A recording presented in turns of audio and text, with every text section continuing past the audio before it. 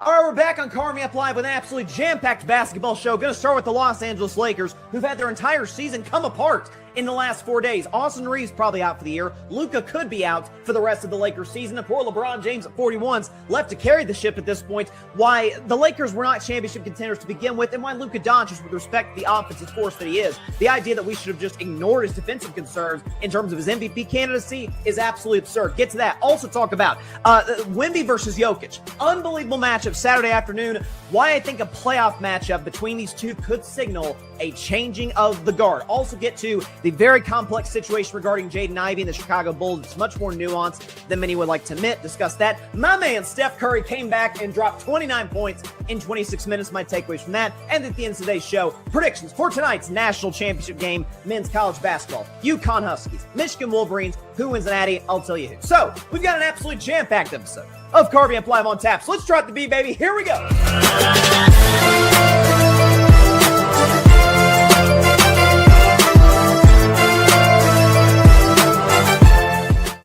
Good evening, everybody, and welcome to Carving It Up Live right here on YouTube as well as on Twitch, X, and on Facebook. I am Bryson Carver. It's great to see you on a Monday. So, obviously, we took last week off, and a lot's happened in the NBA in that span. NFL, not so much. We're getting closer and closer towards the draft. Mock Draft 4.0 obviously coming out on Wednesday, so stay tuned for that. But today's show is pre-recorded. I'm recording. I'm looking at my clock right now. It's about 2:47 p.m. Eastern Standard Time, so a few hours ahead of when the show is going live right now that you're watching. So as I always say, in a pre-recorded environment, if there's anything in the world of sports that has happened, I'm aware of it, just not the time you're watching me. Listen, we got a jam-packed episode of Carving Up Live. Let's get right into it, starting with the Los Angeles Lakers. But first, look, I've said it over the last however long, 3-4 weeks, that we've really kind of gone into NBA overdrive with, post All-Star break, and we're getting closer and closer to the playoffs and what have you. I've said that amongst Western Conference teams, obviously everybody buys Oklahoma City, defending champions, best team in the league, arguably the best player in the league in SGA, potential back-to-back MVP. Everybody buys the Spurs. The Spurs were my pick to win it all this year. A lot of people buy Denver, probably the best player in the world in Nikola Jokic. There's some people like, if Ant can get back, maybe Minnesota can make another conference finals, and the Clippers probably can't get to the finals, but you don't want to see Kawhi in a 7-game series. And, Houston, who beat my Warriors last night, talk about that. Oh, they've gotten hot as of late. KD's balling. And, hey, what about the Lakers? And I've said, no, the Lakers are not contenders. Nothing about that team resembles a team that can win a championship. And that has been a discussion that has been brewing. Remember they go on that, 9-game winning streak? And Luka's balling. We talked about in the show. Luka Doncic was dropping 60 burgers against the Miami Heat. LeBron James was dropping triple doubles. LeBron had a game against Houston a few weeks ago where he missed one shot. And in a span of 4 days, any shot they had, which by the way was none, of going deep in the playoffs, died on Thursday night. First of all, they got mollywopped by the Oklahoma City Thunder, 139-96. It was a bloodbath before the game even began.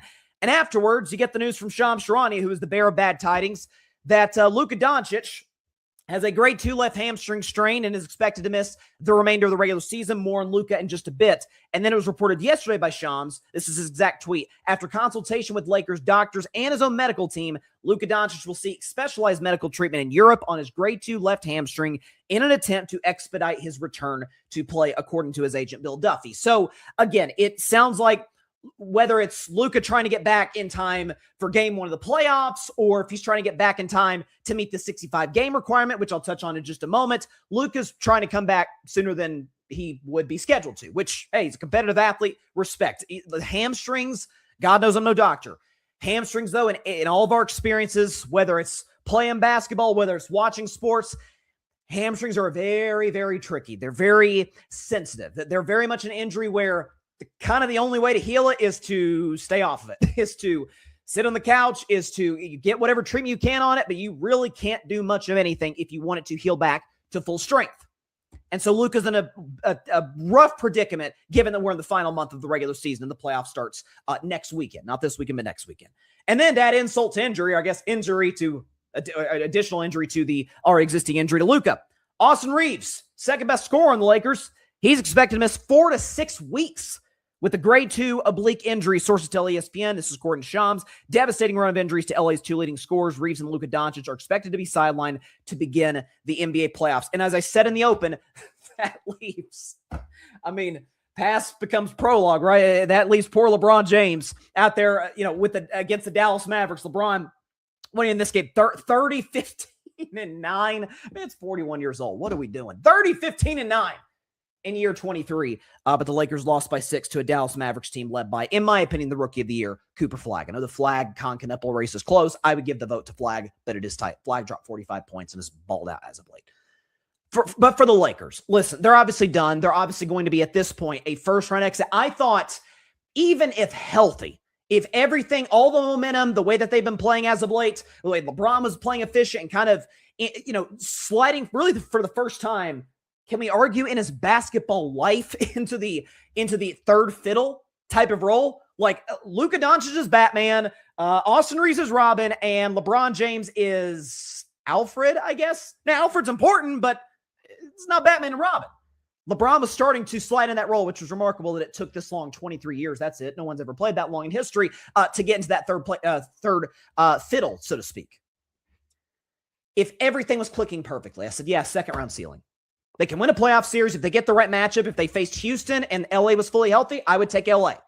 If they face the Timberwolves, it depends on what happens with Anthony Edwards' health. We'll see what happens, how that progresses. My guess is he'll be good to go for game 1 of the first round. If they battle the Nuggets, those games have been tight between those two teams this year. It's kind of a pick 'em. That feels like a 7-game war. Beyond that, they have we saw it on Thursday night, a 0% chance to knock out the Thunder.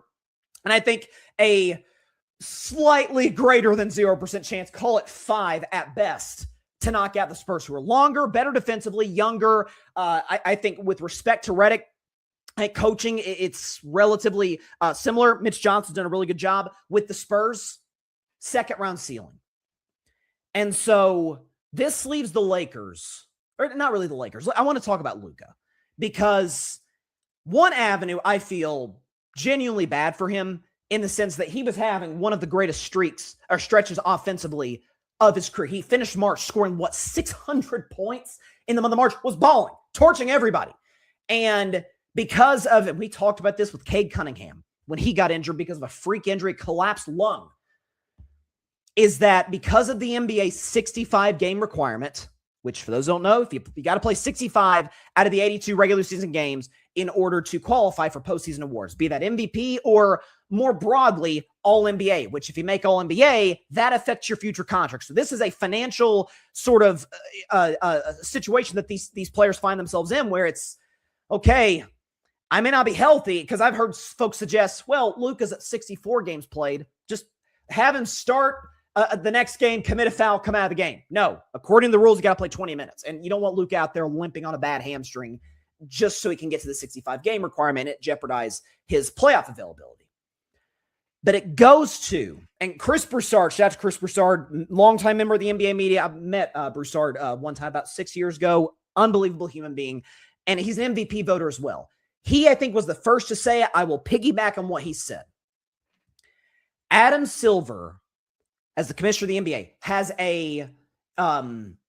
a duty, in my opinion, as an NBA fan, NBA media members have voiced this opinion. He has a duty to single-handedly take out the 65-game requirement. The reason I say that, check this list, okay? Check this graphic out. Ineligible for NBA award to the 65-game rules. LeBron James, Giannis Antetokounmpo, Steph Curry, Cade Cunningham, Anthony Edwards, and unless he makes a miracle return, Luka Doncic. Those are 6 of the... LeBron's a little bit lower, I guess, now at this stage of his career. 6 of the, let's be conservative and call it 18 to 20 best players in the league. If we're talking about Giannis, Steph, Cade, Ant, and Luka, I think those are 5 of the top 8 players in basketball. You saw Steph last night. We'll talk about him later. He's still great. Giannis, when healthy, is amazing. Cade was an MVP candidate before he went down. Ant, we know who Ant is. And Luka Doncic was going to be top 5 on many ballots. Jokic, 2 games away from missing. Same with Victor Wembanyama, Kawhi Leonard, and Devin Booker. So God forbid, Lord knows I'm not wishing this, but we are in a crazy alternate universe where if Joker twists his ankle, Wemby hurts his knee, Devin Booker hurts his wrist, and Kawhi Leonard, who knows with him, if they miss 2 more games, those 10 players will be ineligible for postseason awards. The question I would say is this: what's the difference in a guy playing 64 and 65? Adam Silver has a duty to unilaterally say, okay, the intent with this was to combat load management. Excuse me. I've suggested this in regards to shortening the season. There are ways to combat load management. There are ways to combat tanking in the NBA. We don't need the 65 game requirement. We're going to get rid of it. Luka's going to be all NBA. So's Cade. So's Anthony Edwards. Like, these are one of the 15 best players in the NBA this season. I'll be honest, this may surprise people. I'm not that mad at Steph being ineligible, not because of the 65 game rule, but Steph's played 38 games this year. Like, Steph is barely even going to get to half the games played this season. He's been great, but he hasn't been available. Like, I don't begrudge, Steph not being all NBA this season. As a Warriors fan, I don't begrudge it whatsoever. The thing that I want to really get at, though, sort of in conclusion, is, and this might be a 1 week old story. While I think Luka Doncic should be eligible for All-NBA, for postseason awards, I think it is so unbelievably disingenuous to say, if you think he's league MVP, which I think it's a clear three-man race, and Luka ain't one of the men. It's Shea, it's Jokic, it's Wemby. We're going to talk about Wemby and Jokic in a few minutes. If the case for Luka is been the best offensive player in basketball this year, okay, he has been. He's been the best, no question, the best scorer. He had probably the best individual month of any player in the league this year. This past March, he was unstoppable. The Lakers were hot in that stretch. Nobody expected the Lakers to be the 3 seed. People thought the Lakers would be a playoff team, but not, as we sit here today, the 3 seed in the Western Conference. If that's the case, okay, fine. Part of that case cannot be, man, you can't. I mean, I know Luka's not a good defender, but I mean, there's a bunch of MVPs that haven't been good defenders. I mean, my gosh, Jokic isn't that good of a defensive player. Neither is Steph, and all these. Steve Nash was a bad defender. Those guys won MVPs. Why can't Luka? I don't know, because if Luka won MVP this year, it would be by a long shot. Not even, we'll show you the graphic, not even close. The worst defensive rating by an MVP in league history. Show the list. These are the 5 worst defensive ratings. Oddly, Steph Curry's not there. I thought Steph was just a garbage defender. That's weird. Anyways, Steve Nash had the worst. Steve Nash in 05, 110.6. Jokic in 21, 109.3. Embiid's not a good defensive player, but this kind of surprised me. He was as high as he was. 108.8 defensive rating for Embiid in his MVP season 2023. Nash in 06, 108.5. Jokic a couple of years ago, 108 on the dot. Luka Doncic, put that list back up. So Nash is at 110.6. Nash is the worst in 05. Steve Nash, worst defensive rating of any MVP ever.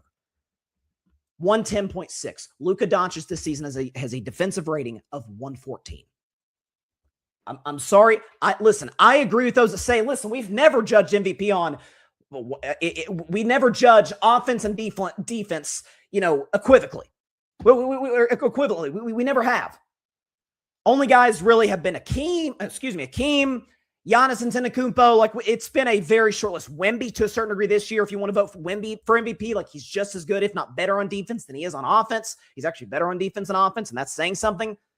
But you cannot be the worst defensive player in the NBA, in large part because you really, and I've talked about this on this show for 2-3 years, because you don't even attempt to give any effort on that end of the floor and say, yeah, it's the most valuable player in basketball. Unstoppable scorer. Well, Steph wasn't a good defender. Steph Curry, I checked this. Steph Curry's 2 MVP seasons. His defensive rating, 101.5, 102.5. Again, Luka Doncic, 114. Not even close. So I'm genuinely bummed for Luka that he won't be all NBA unless Adam Silver unilaterally gets rid of the 65 game rule, which he should. Said that about Cade Cunningham. Say it now with Luka. That rule should be abolished, and they should come up with a different solution this offseason. The CBA, the league, come up with something different that doesn't punish guys that are actually, not sitting games, guys that are available, guys that suffer legitimate injuries. Don't punish those guys for guys who have load managed. But on the other side of the coin, this idea that the defense basically shouldn't matter because of some precedent that has actually never happened, therefore it is not a precedent of the worst defensive player in the league winning MVP. I struggle to square that with reality. And the Lakers at this point, listen, they have the tiebreaker over Denver and the Rockets, which helps them in the standings. If you look at LA's schedule moving forward the rest of the season, again, they're currently sitting as the 3 seed right now in the West. They finish with OKC, Golden State, Phoenix, Utah. They'll beat Utah, and they should go, they'll probably go 2-1 they will lose to OKC, they'll lose to the Jazz, split the Warriors and Suns games, go 3-1. That should get them the 3 seed, especially when you consider Denver's schedule the rest of the season is brutal. Or not Denver's schedule, I think I was talking about San Antonio. Denver, Trailblazers, solid team. Grizzlies are terrible. Thunder, Spurs. So the Lakers should get the 3 seed. That said, I will, unless Anthony Edwards is compromised for the first round, I will be picking Minnesota to beat the Lakers in the first round. And if by some chance they survive that, they're getting swept in round 2. Swept. They ain't getting a game over San Antonio or Oklahoma City. So that's where I'm at in the Lakers. I did want to shift, though. Speaking of Denver, I was talking about for just a second, and folks might have thought I was bashing Jokic and some of his poor defensive ratings, all in terms of all-time rankings among MVPs defensively. Boy, if you missed that Saturday afternoon clash between the San Antonio Spurs and the Denver Nuggets, a potential second-round preview, maybe Western Conference Finals preview, I doubt it. Feels like we're on a Thunder-Spurs collision course, but crazier things have happened. Denver Nuggets, 136. San Antonio Spurs, 134 in overtime in a game that featured indisputably the 2 best big men in basketball. However you want to rank them, I think it's still Jokic is number 1, Wemby a close second. But Victor Wembanyama, show what he did against the Denver Nuggets. Unbelievable.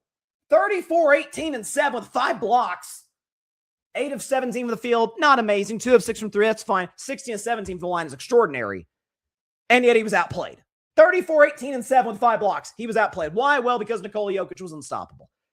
He had 40 points, 8 rebounds, 13 assists, 3 blocks. He was 13 25 from the field, 1 for 5 from 3, 13 of 15 from the charity stripe, from the free throw line. So just watching this game, obviously, just the back and forth between these two guys is remarkable. Jokic, again, I know there are many that say, hey, Shai's probably about to win his second MVP.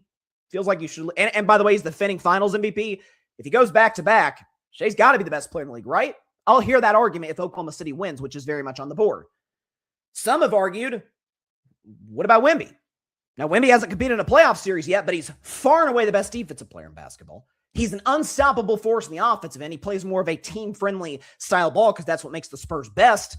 But if Wemby just wanted to go one-on-one and torch the world, he could. He absolutely could. We've seen it. We saw it against Denver the other night. We saw it against the Warriors last week. Like, he's capable of doing that. Plays more of a team-centric style of offensive basketball. I still maintain that it's Jokic today. And the reason I say that is, A, he's going to finish top 3 for MVP again. Regardless of the order, SGA, Wemby, Jokic, the order is going to range somewhere. Shai, I would be stunned if he's not the winner. He'd get my vote. And then, worst case, Jokic comes in 3rd place with Wemby in 2nd. So it's going to be another top 3 MVP finish for Jokic. It's another year where Denver's an odd team. Jokic missed time due to injury. Jamal Murray's had the best season of his career. He's finally an all-star. Congrats to Jamal. Kind of kept Denver's head above water. New head coach, David Adelman, his first full season in Denver. Nuggets still, even in their title-winning season, not that good of a defensive team. So, that's kind of odd to look at with the squad. And yet you look at them today, it's like, oh, they're on fire. They're the 4 seed. They could very easily, if the Lakers trip up, be the 3 seed in the Western Conference. They got to go through a gauntlet to get there. They got to play OKC, Spurs, Portland. It's tough sledding, but if they can survive it, get the 3 seed, that's huge for the Denver Nuggets. We have to see a playoff series between these two teams. I think, listen, I sort of alluded to in our first segment. If we get Lakers, Spurs, listen, it'd be cool to see the generational difference. Like, hey, the 2 greatest prospects in draft history, LeBron James 2003, Victor Wembanyama 2023. Be dope to see them on the floor together, competing in the playoffs. Other than that, it's not a competitive series. That is a clean sweep. If we get Denver, San Antonio, because the Spurs are basically locked at this point. They were chasing OKC. The loss on Saturday hurt them. Spurs are almost certainly locked into the 2 seed. If the Nuggets jump the Lakers and get the 3, they win their playoff series. San Antonio takes care of Phoenix or the Clippers or whoever they get. And we get those 2 teams in round 2. Could it be? It's not to say Jokic is going to fall off starting next year. I don't expect that. But could it very well be the changing of the guard. And it would come in quick succession because I think Jokic has been known, I think, as the best player in basketball for about 3 years, probably since Denver won the championship in 2023. Up until that point, I thought Steph was the best player in the world. Some people thought it was Giannis. A few in the corner thought it was Kevin Durant. Jokic has kind of, by and large, had a stranglehold on the unofficial best player in the world title, which the players that have held that, we're talking about the all-time icons of the game. If you want to go Jokic back, like Jokic, I think Steph has twice in his career held that title. Around 2021 to mid-2023, I think Steph had that title. The first time I thought he had it for a brief time in 2016. LeBron obviously had it for years, for a decade, basically. Okay. You talk Kevin Durant probably had it from 2020 to 2021, so a brief period in between. But more broadly speaking, Jordan's obviously had the title. Tim Duncan, Kobe Bryant, Larry Bird, Magic Johnson kind of shared it in the 80s. Hakeem Olajuwon in the brief Jordan hiatus. Hakeem Olajuwon was the best player in the world at that point. Like, we've had these. Shaq, right, in the Lakers dynasty, was the best player in the world. We are talking about the icons of the game. If we get a playoff series between Denver and San Antonio, and even if Wemby plays Jokic to a draw, if you look at the series, like, God, they were both awesome. You can't knock anything about their games over this 6 or 7 game battle. But the Spurs emerge victorious and they go to the Western Conference Finals. And listen, we knew with Wemby, the Spurs were eventually going to have playoff success. We didn't necessarily think, hey, bang, year 3, Western Conference Finals. A lot of that's a credit to the Spurs organization, which is one of the best in sports, and the roster they put around them. But Wemby's the centerpiece of that. If they beat Denver, and now all of a sudden it's a weird spot where it's not necessarily Jokic's fault. I think Denver's quietly been a touch dysfunctional the last couple of years. But you say, wait a second. After winning the championship in 2023, they've got a 20-point lead in Game 7 of the Timberwolves in the second round. At home, lose because Rudy Gobert hit a jump shot, and Anthony Edwards actually struggled in that game. Lose to the Timberwolves. Then you lose in 7 to Oklahoma City last year. If you lose in 6 or 7 games to the Spurs this year, now it's a weird spot where, okay, Ant-Man's a young superstar out of the West with the Timberwolves. He beat you in the second round. And then Shea did it in the second round a year ago. Shea's probably about to be the back-to-back MVP. And now Wemby does it. There is an element of, listen, I think we get into a weird spot where, hey, whoever's the finals MVP or whoever's the best player on the championship winning team, they're the best player in the world. Like, we get in a weird spot with that where it's like all of a sudden, okay, use the 2014 Spurs. Is Kawhi the best player? No, it's still LeBron, obviously. But the winning does have to come with it. Why do you think Giannis has dropped? Again, not all of it's Giannis' fault. The Bucks front office management in terms of firings and hirings at head coach has been atrocious. Roster construction, salary cap, awful. Giannis hasn't played in many big games at all in the last half decade. That's why he's dropped in these rankings. Playing in big, important basketball games, particularly past round 2, that's why Kevin Durant slowly kind of trickled down that list. KD's still amazing. Hasn't played in a conference final since 2018. If Jokic gets into a similar vein, and meanwhile Wemby, dare I say, leads the Spurs to the title, and Jokic is the better offensive player, no question, but Wemby's awesome in his own right, and he's easily the best defensive player in basketball, and he's younger, and the Spurs have a young core. Denver really doesn't. They're in win-now mode. I think you can see a passing of the torch. I really do. So listen, I'm a Nuggets fan this week. I want the Nuggets to win out. It's going to be very hard for them to do based on their schedule. But if the Nuggets can win out, the Lakers just got to lose one, and they're going to tomorrow night against OKC, especially with their injuries, might lose another game to either Phoenix or Golden State. If the Nuggets win out, they get the 3. Spurs are locked in the 2, and we're in for a round 2 matchup between those two. Just knock on wood, no injuries to Jokic, Wemby, or any of the other supporting actors in this potential matchup. I'm here for it. Nikola Jokic, Victor Wembanyama. We deserve, as basketball fans, we deserve a matchup between the 2 best bigs in the NBA. I'd love to see it. How great a theater would that be? All right, we'll take a quick break. Again, this show's pre-recorded. This is not live, so If you're watching the show live right now, it's about 6:25 Eastern. Look at my clock right now. It's about 3:11 Eastern at the time that I'm doing this. So again, if there's anything in the world of sports that has happened, I'm aware of it, just not the time you're watching me. We've got an interesting segment coming up. Obviously, Steph Curry making his return. Going to discuss that in about 10 to 15 minutes. But the story from, a week ago, which we were off, so didn't get the chance to discuss it. But Jaden Ivey, released by the Chicago Bulls, that's been a huge story that exceeds even basketball standards. I want to discuss that and the nuance surrounding it. It's going to be a special Monday edition of Carving Up the Context. Usually we save that for Wednesday. In this case, it's going to be on Monday. Discuss that coming up in just 1 minute on Carving Up Live. Stay tuned.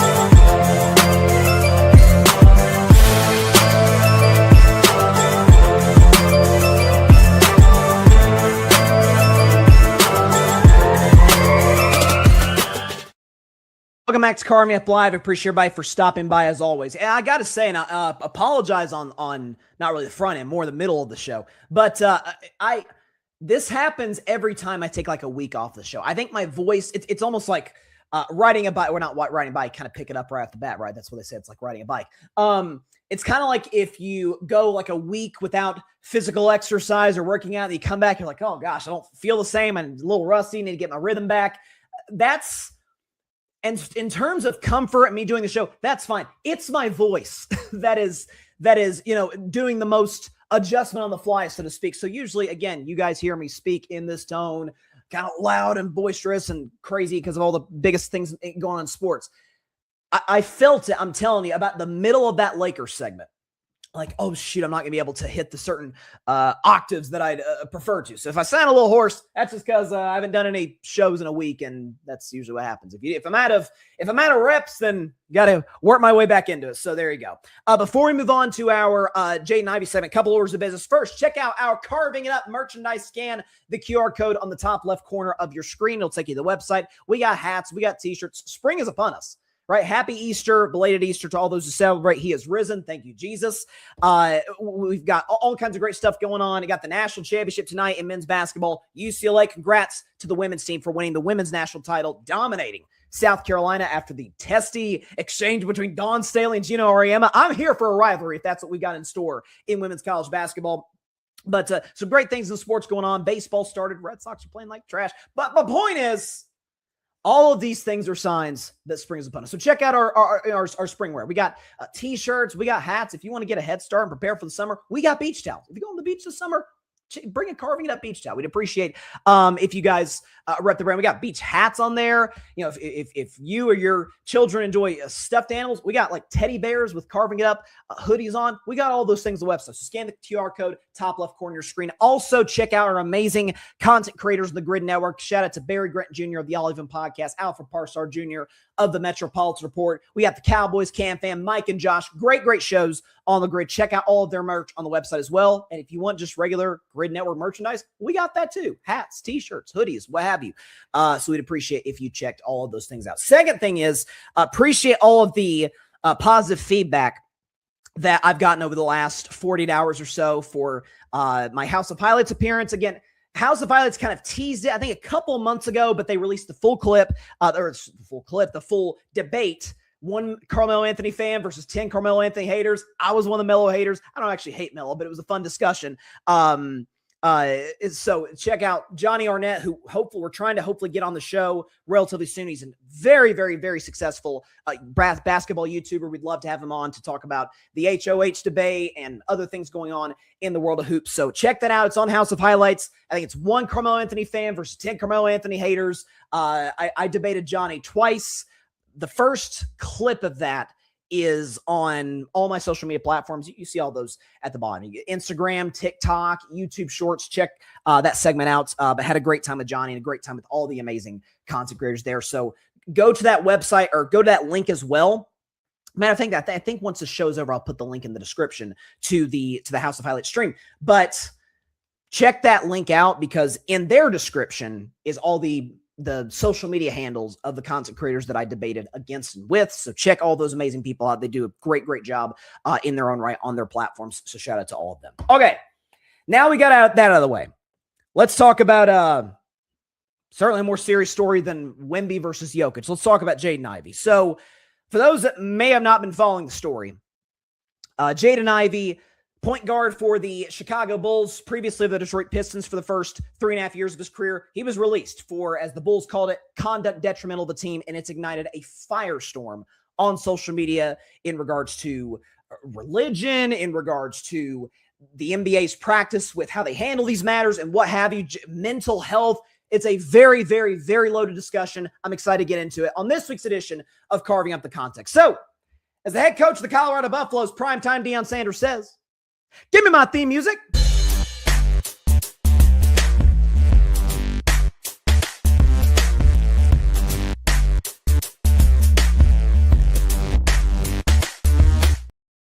On this week's edition of Carving Up the Context, we're going to be talking about Jaden Ivey, the NBA story that has gotten a lot of people angry in many different directions in regards to this. So for those that may have not been following, Jaden Ivey, who is the 5th overall pick, like this is not, we're not talking about a second round pick or a late first. No, we're not even talking about a lottery pick.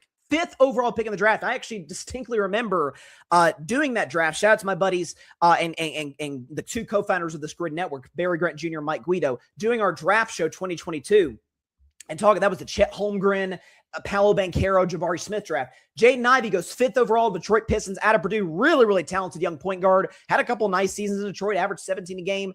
A couple seasons back, and kind of dealt with injuries last season. Only played 30 games, and then kind of out of nowhere, the Pistons, who are not deep at point guard at all, that's kind of the biggest weakness of their team, is, especially now with Cade out, not really anybody to get the team in and out of offensive sets, which I think could hurt them in the playoffs. And they get rid of the only guy that is capable of doing that consistently as part of their young core that they've developed over the last few years. So they trade him to Chicago Bulls. Like, that's kind of an odd move by the Pistons. Feels like he could kind of help them now.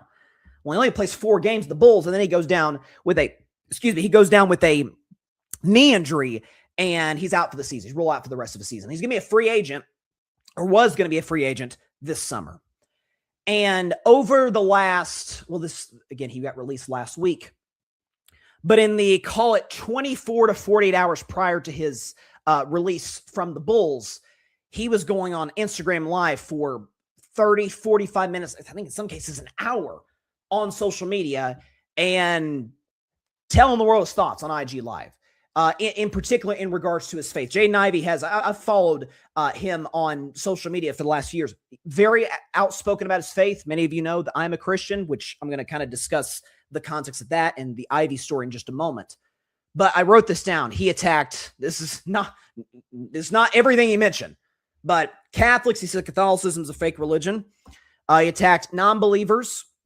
He attacked the LGBTQ plus community. He even went after Steph Curry, who's maybe the most outspoken Christian in the league, saying that Steph's not a real Christian and Bron doesn't know Jesus. And like, oh, okay.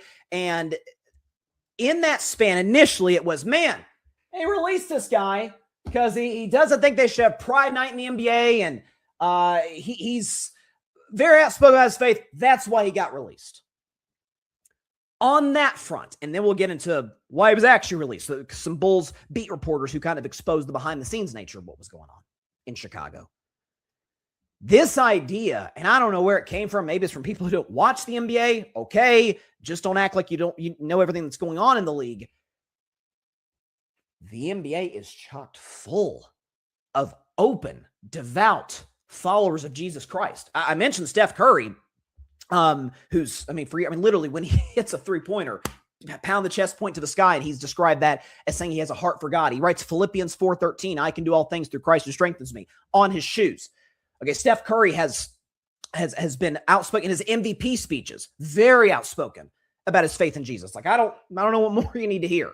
So you have that. You have people like Jonathan Isaac, who I know was very popular in some circles during 2020, during the George Floyd protests and what have you, in the bubble. And he was, I could be wrong, but I think he was the only player in the NBA, and he's black, by the way, the only player in the NBA that did not take a knee during the national anthem when everybody was doing it to protest racial injustice and inequality. Jonathan Isaac, checking, maybe I'm wrong, but as of right now, he's still in the NBA. He's still playing for the Orlando Magic. They didn't release him. He's very outspoken about his faith.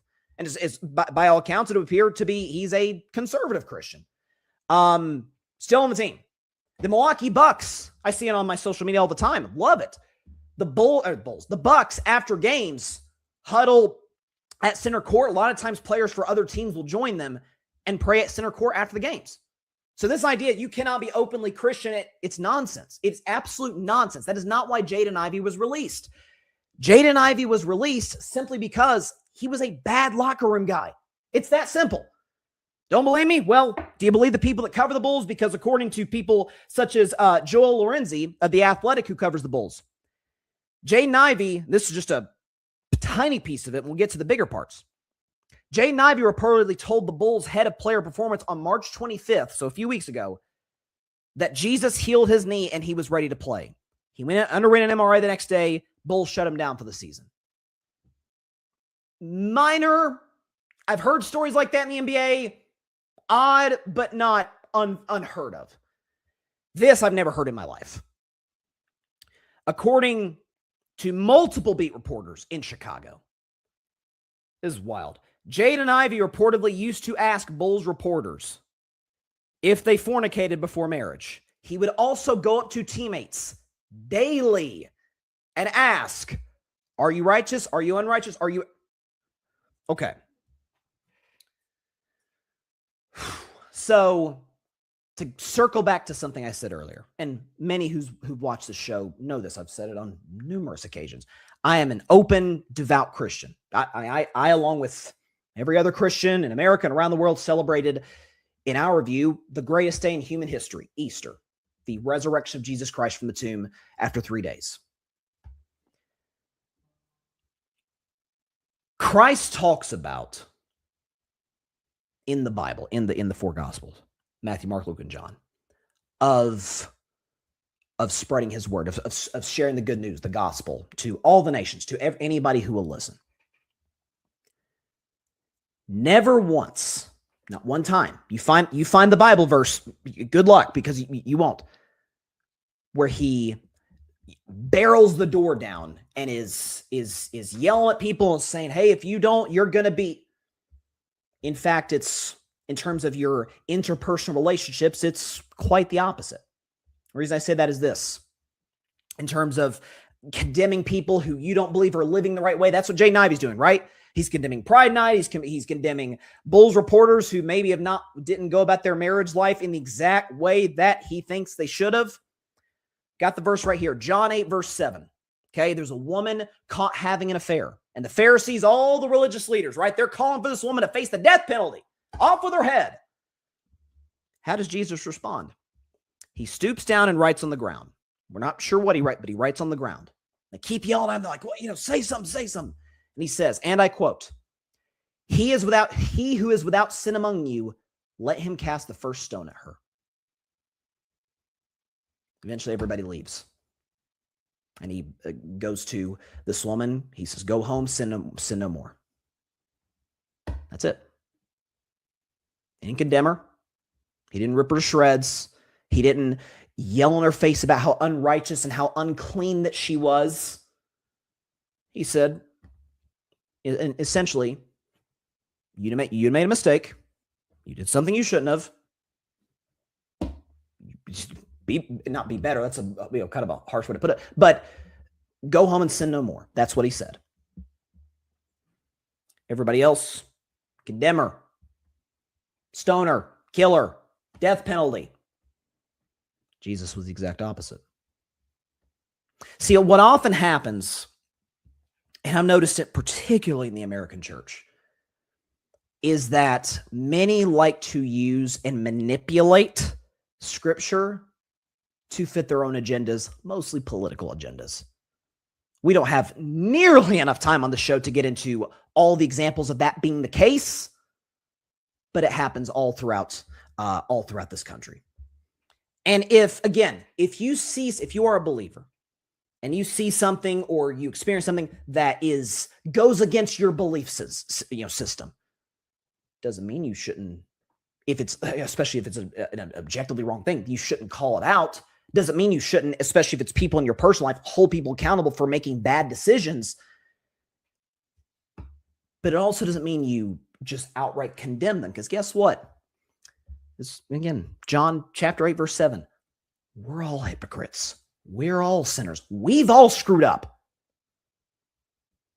And so this idea that Jaden Ivey and that many who believe like him are trying to promote of basically playing God themselves. That ain't going to win people over to the Lord. I remember a distinct situation. I'm sure many of you out there watching or listening have probably witnessed or been a part of something like this. I remember distinctly, I think it was my freshman or sophomore year of college. And college, one of the beauties about it is you get people of all different types of belief systems in the same area. And I think that's generally a good thing. But there was I guess it was a street pastor, just kind of out in the middle of the road, preaching to anyone who would listen. And he had a sign, and it said something along the lines of basically all the gays are going to hell. That's what it said. And there was a kid, I recognized him because I was in a class with him, who confronted this guy, and the kid appeared to be gay. I think I'd heard him discuss he was gay. And I mean, him and this street pastor, we're talking nose to nose, just screaming at each other. And looking back, I have regrets that I didn't not intervene necessarily, but didn't speak to that kid after the fact and say, hey, that not all of us see you like that. Not all of us view you strictly through how you conduct your life on a day-to-day basis behind closed doors. That's for God to decide. That ain't our job. Our job, to pull up other scripture, Jesus is asked, Mark 12, verse 30 and 31. He's asked, what is the greatest commandment of all? This is his exact answer. Love the Lord your God with all your heart, with all your soul, with all your mind, and with all your strength. The second is this. Love your neighbor as yourself. There is no commandment greater than these. Matthew's translation of that says, and all follows, love the Lord your God and love your neighbor. Matthew's translation says, quote, all the law and the prophets hang on these two commandments. We're supposed to love God, worship God, and we're supposed to love each other. Essentially what Jesus is saying is that basically covers everything. Any other law, those two cover everything. Treat people the right way, respect them. Don't be openly cruel to people. Listen, I screw up. Guess what? I'm human. Guess what? I'm a sinner. It would be a little bit unnatural if I don't. Everybody screws up and sins and does things that they should not do. But Jaden Ivey, and listen, I don't know if he's going through. I'm not a mental health professional. I am not qualified to say like, oh gosh, this kid's struggling. Like I can't say that. I know for a fact, and he said this himself in his IG lives. Stuff going on with his family. He's been through abuse. He himself has committed abuse. Like, he's gone through some stuff. I can't speak to any of that because I don't know. What I do know is this.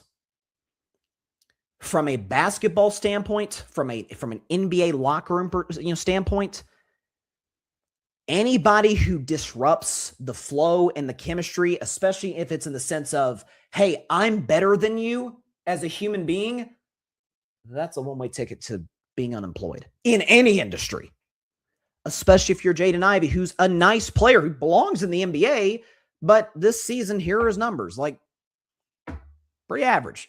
8 points, 4 rebounds, 4 assists, 43 from the field, 35 from 3, and 80% from the line. He only played 37 games. It's the second straight season he's dealt with injuries. You're expendable. It's harsh, but if you don't conduct yourself professionally, you're expendable. So that's the basketball side of it. From the just how you treat people, how you conduct your business on a day-to-day basis side of it, how you go about your interactions with family, friends, colleagues, strangers. It's sorry to sound cliche, but there's a reason it's called the golden rule, like treat people the way you want to be treated. And that's basically what Jesus says exactly in Mark 12, verse 30 and 31. Love God and love your neighbor.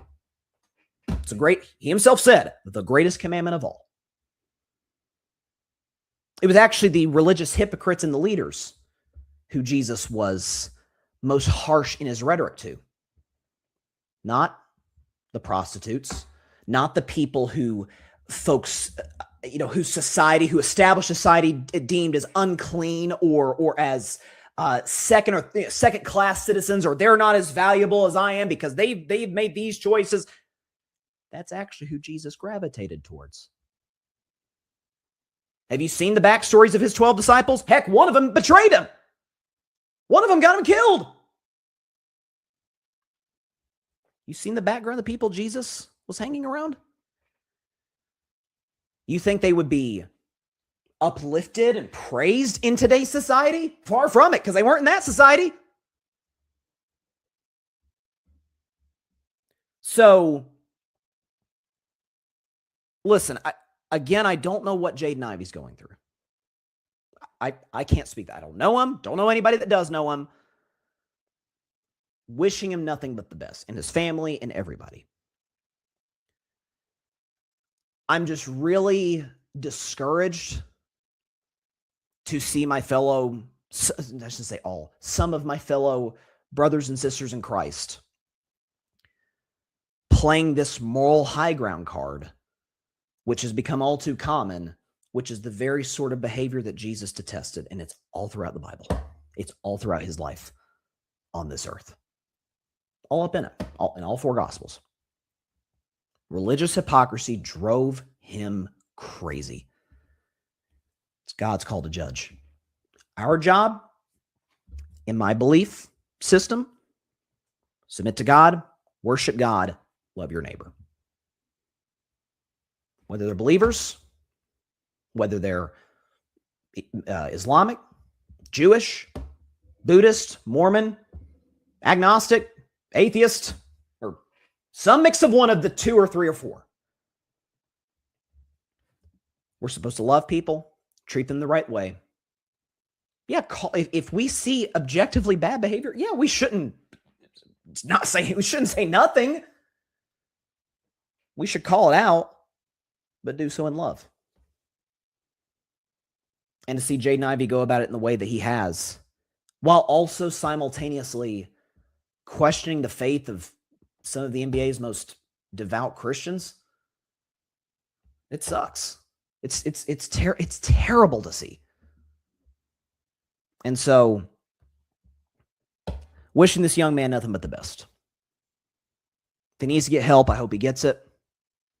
Hoping and praying for his family life. But the main thing I want to leave you guys with on a very loaded edition of Carving Up the Context is that no matter how you believe, how you see the world, how you see what comes after this life, it is our obligation. I believe this is the depths of my soul. It is our obligation to treat each other with respect and with love. And let the chips fall when they may from there. It's not always easy, but that's what we're called to do. That's what we're supposed to do. And I hope more and more people, particularly Christians, based on the way Jesus calls us to live, understand that. I don't always follow that, but we should strive to. And that's my main take from all this. It's just really unfortunate. And I got to admit, man, when I was just absorbing the story last week and looking at articles written by Chicago beat reporters and some of the podcast, appearances they made or that they, made over the course of the last week, and seeing what former teammates have said. I think Josh Giddey was one of them. Like, I hope he gets the help he needs. Well, Josh Giddey knows him, so he's closer to the situation than just about all of us. And then seeing how those who support Jaden Ivey or support his stance or the way he went about it, I would say watch, if you have time on your hands, and you're going to need a lot of time, watch the IG reels or IG lives. It's a tough listen. This is not somebody who's all the way there. And I would also say Christianity is all over the NBA, including by some of its most prominent superstars. Steph Curry, chief among them. We're about to talk about Steph in just a second. Jonathan Isaac has been outspoken about his faith for years. And in some cases, when the way he expressed it was not popular, still in the league. Why? Because he didn't disrupt the locker room. He didn't try to shove his beliefs of the way he sees the world down his teammates' throat. He wasn't a locker room cancer. Jaden Ivey was. Are we going to believe people that don't know Jaden or people that do? And I'll leave it there. So, to a lighter story, and to a story that made me very, very happy last night. Because, again, there's no other way to put it. This has been the season from hell for my Golden State Warriors. It sucked. You get Jimmy Butler at the trade deadline last year. You're the hottest team in basketball. Actually, I think the third hottest team in terms of record in basketball down the stretch. You're the best defense in basketball down the stretch. You take out the 2-seed Rockets. You go into a series with a 6-seed Timberwolves. Steph Curry's torch in Minnesota. There goes his hamstring. You get gentlemen swept. You come into the season with hope and optimism, momentum. Warriors get off to a slow start. Then they get rolling again. They go win 12 of 16, and bam, Jimmy Butler's ACL goes. And that's that. And then 2.5 weeks later, Steph Curry suffers runner's knee and didn't play between January 31st and April 4th. Steph Curry didn't play a basketball game. Well, he came back last night. Warriors struggle. Shocker. No Jimmy and certainly no Steph. The Warriors struggle in that stretch. But Steph Curry came back last night. This man came off the bench. 2.5 months missed. All right. Played 26 minutes. And this is what the baddest man in the history of the game of basketball did. Show what Steph Curry did against a great Rockets defense, by the way. 29 points, 4 assists. He was efficient. Of course he was. He's Steph Curry. 11 of 21 from the field, 5 of 10 from 3, 2 for 3 from the line. That one free throw that he missed was sneaky huge because they lost by 1. But other than that, he's flawless. 26 minutes played, hitting tough 3-point shots. The first one he hit was off. I think it was off a miss. D'Anthony Melton found him in motion. He had a contested 3 over 2 Rockets. There was another. The last 3 he hit in the fourth quarter was off a Gary Payton dribble handoff. Hit that one over 2 Rockets. He was finishing in the paint. He was breaking down Kevin Durant, who we'll talk about in just a moment, off the dribble. All right, he was getting past Amon Thompson the basket. Amon Thompson, who is the elite defender. It was beautiful to see. This man's 38 years old, year 17, hadn't played in 2 months. And if he had made one free throw, he'd drop 30 points in 26 minutes. That's Steph Curry. I'll admit, man, it sucked to see him miss that game winner, especially in the sense that, because it was a tough look. But Draymond Green, the basketball savant that he is, Draymond Green is screaming for Brandon Podziemski. Set a screen, and Pod just stands there, and so Steph has to take a step back 35-footer, which misses left, and the Rockets end up winning the game.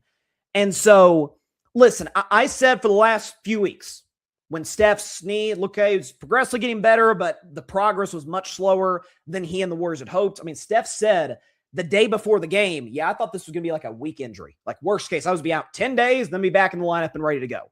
And it turns out, again, he missed all of February, all of March, and didn't play until Easter. And so, but I said, yeah, obviously the Warriors are dead in the water without Jimmy Butler. And with the other injuries they've suffered, Moses Moody, God bless him. I hated to see what happened to Moses Moody, a couple weeks ago. But Steph's 38. Steph's in year 17. You don't know how many shots in the playoffs that Steph's going to get. Even if you know you're not going on a run, you want Steph Curry to have a shot to be in the playoffs. And the Warriors are locked into the play-in tournament. They're locked in the 10 seed, basically.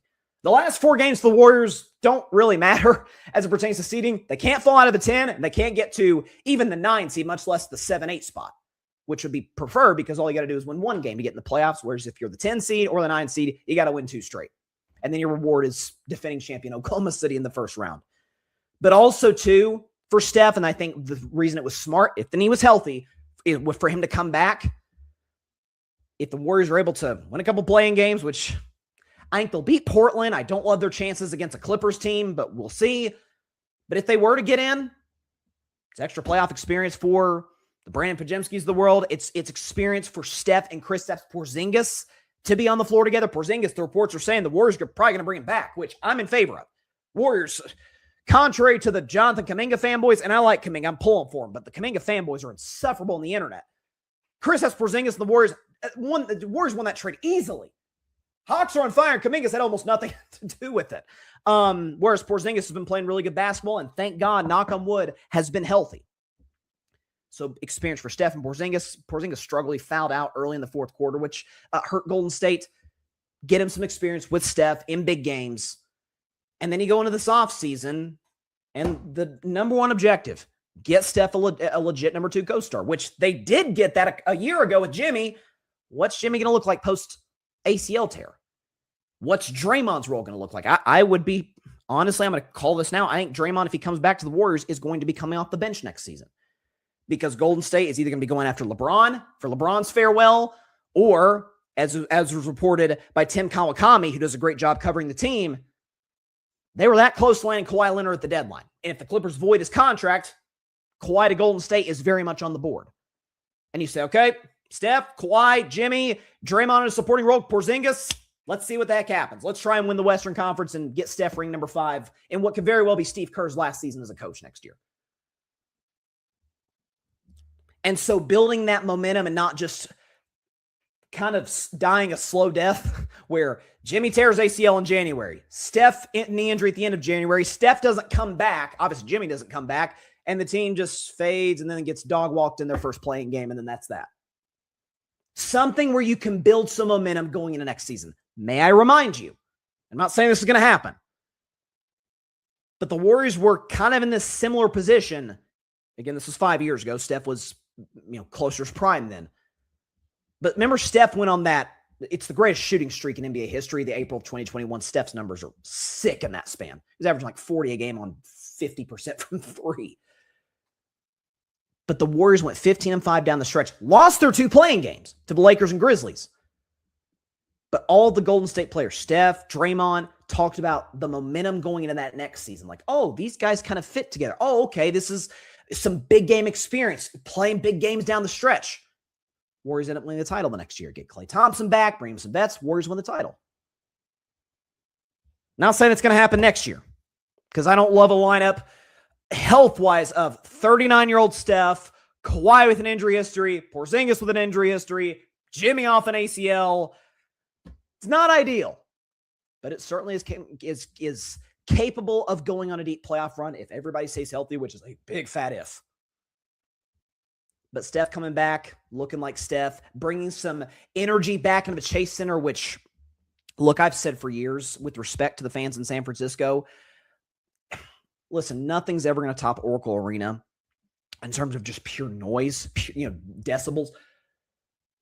Chase sounds like a library sometimes, man. It is like Steph shows up there. It doesn't sound like Oracle, but you could feel it on the broadcast. It was loud. They showed a shot of Steve Kerr on the sideline late in the game when a Rocket was shooting free throws. Might have been Kevin Durant. And behind Steve Kerr, you could see a couple of drinks in the drink holders like shaking. Now, I don't know if that's because they were like stomping their feet in the bleachers or whatever, but it was loud at the Chase last night.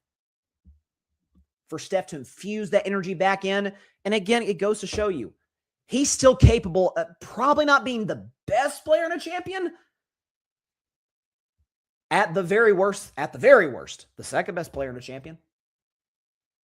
He would. Put him on OKC, he's the second best player to Shea. Put him on the Spurs, second best player to Wemby. Nuggets, second best player to Jokic. So, a lot of ifs for the Warriors this offseason, to say the very least. But Steph coming back helps their chances. But potentially landing a Kawhi, fallback option, landing LeBron, and then seeing what you do in what could be like a last dance type of feel next year. So it was great to see Steph. And it was also great to see Kevin Durant. Like, again, just these are two of the three guys, Steph, Durant, and obviously LeBron, who I've grown up with as a basketball fan. It's like, these are the guys. Because I became a fan like right at the end of Kobe's prime, or not really the end of his prime, the end of Kobe's career, as Steph was ascending into MVP form. LeBron was the best player in the world. KD was the best scorer in the league. We showed you Steph numbers. Let's show you KD's numbers. KD was KD. He was great.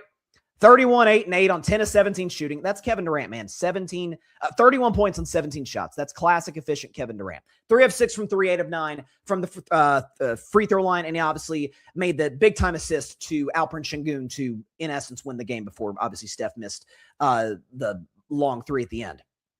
Is that, listen, I've said it all year. I said it on opening night, Rockets fans crushed me. I think I'm being proven correct over the breadth of the season. I do not buy Houston as a legit contender in the West. And I love their defense, but as big as they are, obviously Jabari Smith, KD, Şengün, you really need, Clint Capella's having to play some minutes for him. Having a Steven Adams would be really important against Wemby, against the two bigs in Oklahoma City, against, Nikola Jokic.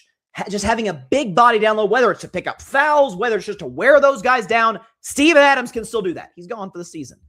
And not having their point guard, Fred VanVleet, is devastating. And I said it day one. Like, Reed Shepherd's had to run some of the point. Şengün's assist numbers are high, but he's not really a point center quite to the level that Jokic is. KD had to run some of the point. Like, that's Amin Thompson. It's kind of just a musical chairs of, hey, you run point, you run the offense, whereas VanVleet is the unquestioned guy to get everybody in and out of sets. And to see VanVleet with KD would have been pretty dope. With that being said, and they talked about it a little bit in the broadcast, Noah Eagle, who's fantastic, by the way, and Reggie Miller on NBC, that KD's probably going to pass Michael Jordan. No, sorry, he already has passed Michael Jordan. He's probably going to pass Kobe Bryant on the all-time scoring list next season. Is that we've given LeBron, and he deserves it, by the way, the credit for sustaining this greatness so late into his career. We've also done it with Steph. Last night, he's 38, and he's out here still dropping 30-footers over two guys. He's still Steph Curry. I've said it for a while on the show. I don't think we give Kevin Durant enough credit. Yes, okay, people are still mad about him going to Golden State. Okay, whatever. And I've been hard on him in the sense that, man, he hasn't been to a conference final since I was in high school. It's been a minute. But as a pure just score of the basketball, I don't think he's the greatest scorer ever. I've never seen someone that does it as effortlessly as he does. Off the dribble. The one thing, the only hole in KD's game, and I even noticed a little bit last night, I've noticed, especially in the playoffs, he does struggle to handle the double team. That's always been kind of a knock. That's where Steph Curry excels. But one-on-one, he's the most unstoppable cover in maybe in league history. He can shoot over you. He can cross over, get around you. He can shoot the three, shoot the mid-range, get to the line. He's efficient at the line. He's unstoppable. Wemby in many ways is an offshoot of KD. In some ways, we get Wemby without getting KD? Heck, do we get a Kristaps Porzingis without Kevin Durant? They talked about it during the broadcast, and I remember this. When KD was in Oklahoma City, he called KP the unicorn. Because, hey, how is someone that tall and that big, how does he move like that and shoot like that? KD was kind of the pioneer of that. And so while we talk about LeBron kind of being a more athletic version of Magic, and then kind of setting the stage for guys like Luka and the way they play, and for Steph, the way guys like, Con Knuckle doesn't play quite like Steph, but, in the women's game, Caitlin Clark, who also doesn't play quite like Steph because she's more of a distributor and a shooter. I think we're going to look back kind of like we look at Aaron Rodgers in some ways. And I've been critical of Aaron, but I've also said he's the most gifted thrower of the football ever. Patrick Mahomes, in some ways, is an offshoot of Aaron. Caleb Williams is an offshoot of Mahomes, who's an offshoot of Aaron. He's kind of original in the way that he played the position. Kevin Durant is kind of original in the way that he plays the game of basketball. And so to see those two legends last night was incredible. Let's play Steph, and then let's play KD after their performance. So Steph on his how his knee felt in last night's game.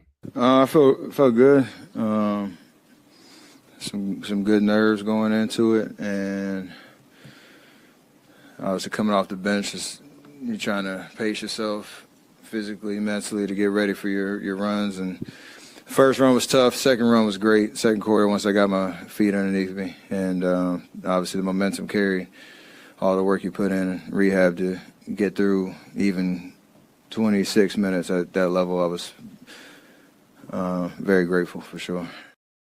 And the thing is, he was only supposed to play 24. And Kerr, I think, put him in early in the third quarter with 8 minutes. Like, oh, okay, he's kind of softly lifting the minutes restriction. Then obviously he balled out in the fourth. Kevin Durant talking about the Rockets' close win last night and playing against his old teammate Steph Curry. It was a nail biter there. How do you guys pull this one out? I mean, we had the game in control. Then they put number 30 in the game, and he got him back into it so easily. You know, he makes shots so quickly, and he looked incredible after a couple months off. And yeah, it was a tough one, but it's late in the season, and both teams are looking to get ready for the playoffs. So it was a good test for us, and I'm glad we came out with the W.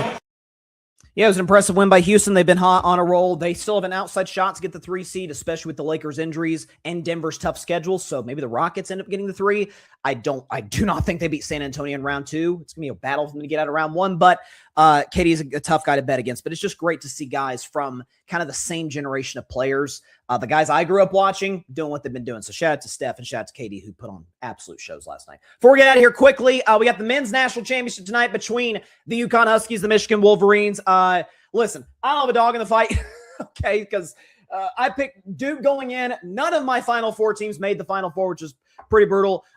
Listen, as impressive as UConn's run is, and Dan Hurley continues to be the most polarizing coach in men's college basketball, as impressive as it is, Michigan's on a mission. The Michigan Wolverines, folks, every single win they have this season is by double digits. They annihilated Tennessee. I'm like, okay, they're going to beat Arizona. And then they annihilated Arizona. And so Wolverines on a mission. They get the W. I'll take UConn plus 6.5. I think this is Michigan's only single-digit win of the season. Dan Hurley's squad is going to be ready to go. But give me the Wolverines 79-76. And Michigan will be your men's college basketball national champions. The Big Ten just continues to reign supreme because UCLA won the women's national championship yesterday. And congrats to those ladies on that incredible accomplishment. All right. That is all the time we have for today's show. Appreciate everybody stopping by. As always, be sure to catch Carving Up Live on Wednesday at 6 p.m. Eastern, 3 p.m. Pacific time, right here on YouTube, as well as on Twitch, on X, and on Facebook. Hope everybody has a great week. We'll see. Stay safe out there. We'll see you on Wednesday. Stay safe out there. God bless y'all. Peace out. Steelers, don't you bring Aaron back now. Thanks so much for watching the show on YouTube, and be sure to go click that big red subscribe button and check out the other clips and full shows from Carving It Up Live, as well as our other incredible content creators here on the Grid Network.